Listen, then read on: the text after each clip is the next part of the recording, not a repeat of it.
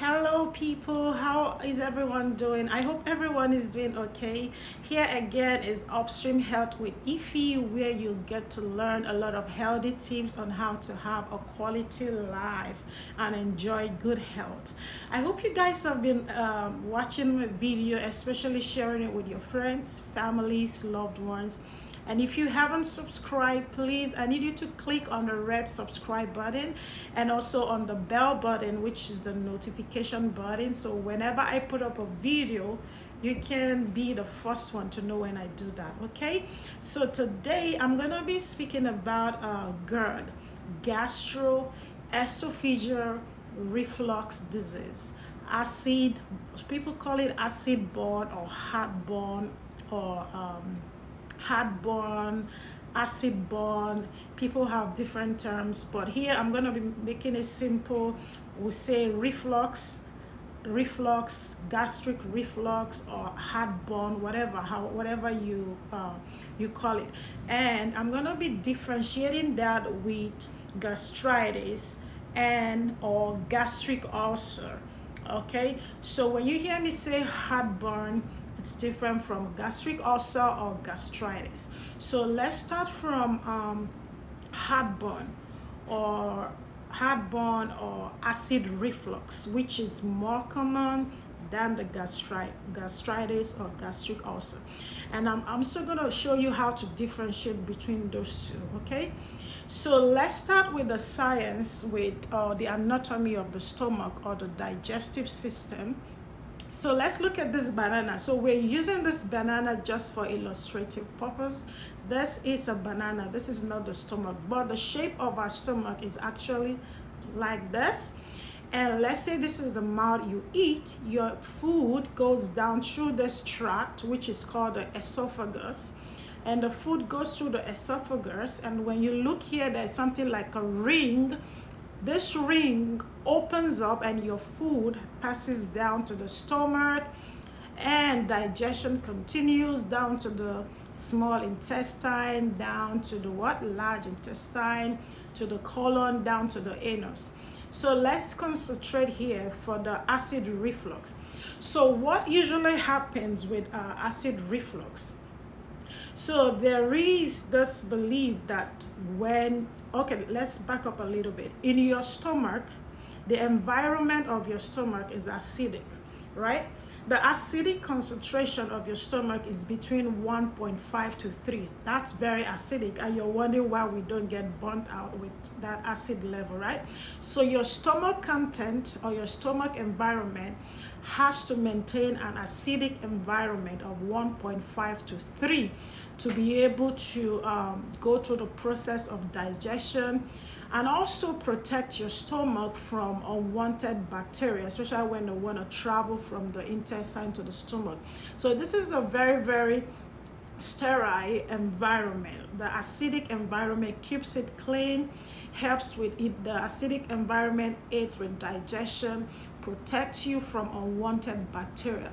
So what happens when the acidity, if it increases, or let's say if it becomes more alkaline, like if the pH goes above 3, it means it becomes more alkaline. So usually the belief is the acidic environment of your stomach leaves the sphincter. You know, this ring here in the stomach is called a sphincter, right? Remember, when your food comes down, the sphincter, which is the ring, opens so that food can go down and it closes, right? So the belief is that when the acidic environment of your stomach reduces, or when the pH increases, which means it becomes more alkaline, then the sphincter remains open. If the sphincter remains open, it means that acid will back up, but acid food will back up to your esophagus. That's when you have the irritation, the heartburn. You feel the heartburn in your chest. People say heartburn. It has nothing to do with the heart. It's actually the esophagus. When we talk about heartburn, it's usually the esophagus burn. Maybe let's say esophagus burn. The burn is in the throat, somewhere here. So that's why when you have heartburn, you have hoarseness, you have nausea, you have the hot sensation in the, so that's why when you have heartburn, you feel the hot sensation in your stomach or your chest, mostly at the stomach region. And that's why if you notice, if you go to the hospital or to the emergency and you complain of heartburn, the workup will include the pathway to rule out heart attack, because heartburn also mimics all the symptoms of GERD, acid reflux or gastritis.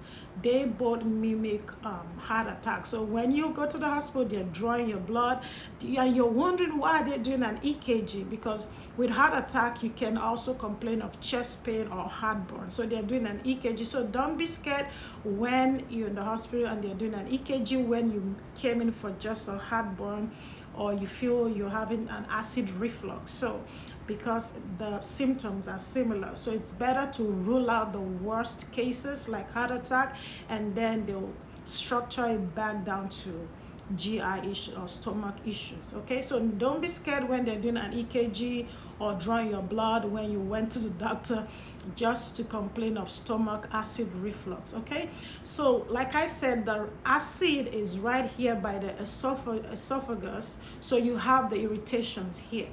That is GERD.